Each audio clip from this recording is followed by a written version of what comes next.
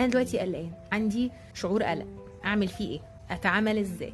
القط الافكار. اتفقنا انه اللي قلقان دماغه بتعمل سيناريوهات. طب لو حصل، طب لو كذا، طب لو كذا، وعايز يسيطر على الدنيا فبيسبق، فبيحاول يعمل سلوكيات عشان يمنع البلاوي الزرقاء اللي في السيناريو اللي دماغه بيقول له عليها ان هي تحصل. اول حاجه القط الافكار دي. القلق بيقول لك ايه؟ هنموت كلنا، الحق. امسك الافكار دي هتلاقيها كلها اصلا غير منطقيه، هتلاقيها حاجات تضحك. فهو القلق كده، القلق بيجيب افكار غريبه. امسك الافكار دي، رد عليه. ده شيطانك وسواسك بيوسوس لك. هنموت كلنا، هتترفد من الشغل، فلوسك هتخلص، هتلبس في حيط، بلاش ترد، لو ردت هيحصل كذا، بلاش تتاخر، لو اتاخرت هيحصل كذا. قول بقى كل الافكار دي ورد عليه. رد عليها والله، رد عليها. ولا خلصتي؟ يعني ما تقاومهاش وتقول لها لا ما هو لو حصل كذا. اعتبر القلق ده كأنه حد سفيه. السفيه بنتعامل معاه ازاي؟ السفيه والله بجد بكلمكم بجد، السفيه احنا بنتعامل معاه ازاي؟ هل السفيه انت بتقعد تناقشه؟ هل بتقعد تاخد وتدي معاه في الكلام؟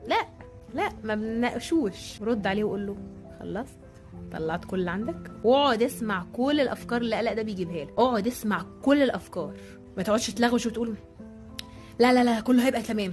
السيناريو هيرجع تاني، فما تقعدش تلغوش وتروح تشرب في ميه وتقول لا تمام، وترجع الافكار تاني، وبعدين تقول لا قوم اتنفس، اعمل التكنيكس التنفس وريلاكسيشن اللي بيقولوا عليه عشان انا ههدى دلوقتي وابقى كويس. ما هي الافكار هتفضل تنطلق. هات اخرها، لو انت بقى شاطر بزياده اكتبها كلها. يا سلام. رد بقى عليه، قول له تعرف تسكت؟